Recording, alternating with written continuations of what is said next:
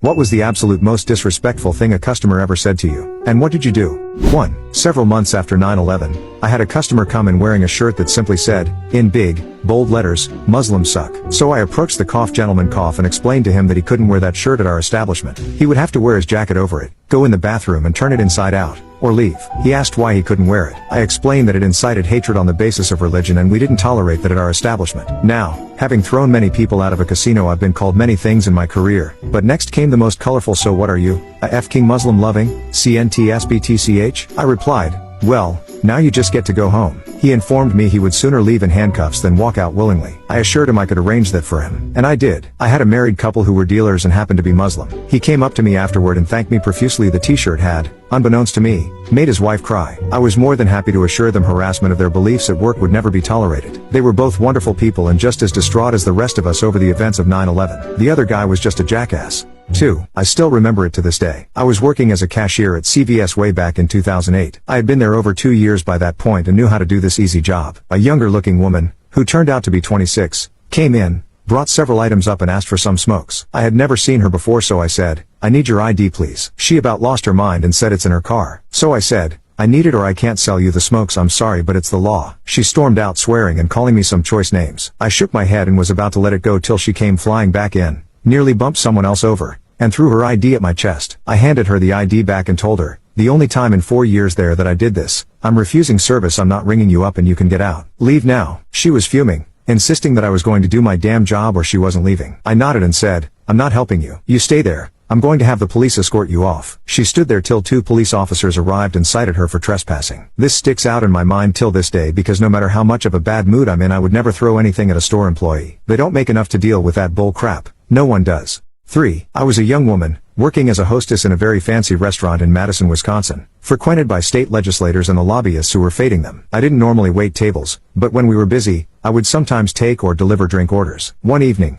as I approached a table of 4 men with a tray of glasses full of red wine, one of them looked at me and said, nice tits. I pretended to be so startled that the whole tray of red wine wound up in his lap. He knew I had done it on purpose, and said so to my manager, but I claimed it had happened on accident because I had been so flustered from what he had said. So my manager said, sir, she's a professional. I'm sure she would never do something like that intentionally. The 4 of them had to leave because the one guy was literally soaked with red wine. Then I told my manager the truth. He said, yeah, I knew that. He deserved it, but please don't do that again. 4. I was waiting tables and had a customer come in and sit in my section. After I greeted the table, as I was walking away I heard him say, I don't want that N-word bringing me my food. A coworker had a 4-top open up and suggested that they could move into her section as soon as she finished cleaning it off. The manager was ready to throw them out, but after we talked, it was fine that they stay and just move. Though you'd be amazed at how long it could take to clean off a table. The only thing that could take longer is getting your food and drinks. While I'm not one to do anything to people's food, I can't swear that the server whose table they sat at doesn't feel the same as me. When they complained about the slow service, I in the meantime had turned one table and had seated another. The manager told the man they should have kept their mouths shut and sat at the original table they'd been seated at. It was great to see everyone I worked with had my back. I will say that was one thing about waiting tables. We were a close-knit group.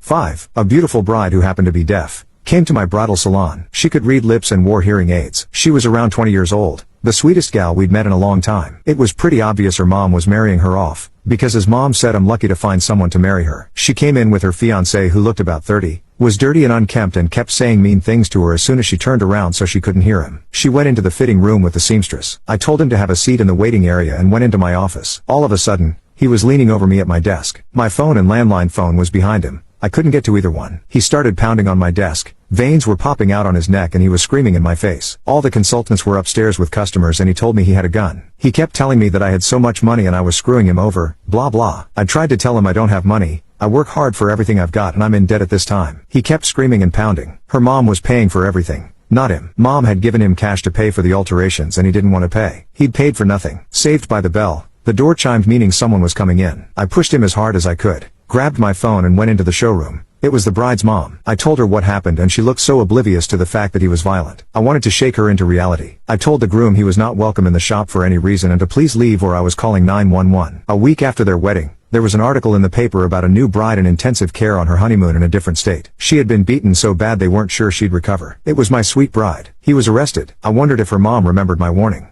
6. Working at a collision center. A lady customer comes in and wants an estimate for damages to her car. Joe was at the front desk and he paged for an estimator. Now we have both male and female estimators. All of them are completely competent in their positions. One of our female estimators comes up front and follows this lady to her car, documents the damage and comes inside and writes her an estimate. The entire process takes about 15 minutes. Now after my estimator writes up the estimate, she proceeds to go over it with the customer line by line. The lady customer then turns around and speaks directly at Joe. She says, "Okay, I want you to write me an estimate because you're a man and you understand the components of a car much more than this girl would." Joe says, "Ma'am, I would truly like to help you, but since I'm only a receptionist, I'm afraid I can't help you." What a comeback. The great part about the story is the fact that it was true. Joe was our receptionist. The lady snatches up her estimate and basically runs out of the collision center. Great day. 7 years ago I had a lady always come and ask for this and that book, check them out, and repeatedly tell me she preferred to buy at a upscale bookshop over on the coast, that she was just checking them out at my shop to save time. She had also several times slammed my shop as small and questioned my knowledge of books. She was married to a well-to-do big-timer farmer and always did the "do you know who I am" routine. He and his company actually did buy a lot of stuff from me, so I had put up with her. That day I was not in the mood. Yanked the book out of her hand, told I didn't care who she was and not to let the door hit her on the way out. Later that day got the call from the husband. Told him I was sorry, but she just hit me wrong and I lost it and it was my fault. He then asked how long this had been going on, and so I told him. Within a month she was gone from town over to the coast. He divorced her about a year later and moved his major operations out of state. However, he still kept buying stuff from me, having me mail it to his new offices. Whenever he was in town he would stop in and pick up additional stuff. I also later learned that there had been trouble in Paradise prior to my blow up with her, and she had done the same thing to many of his friends. I guess he got fed up with her. He continued to buy from me until he passed away.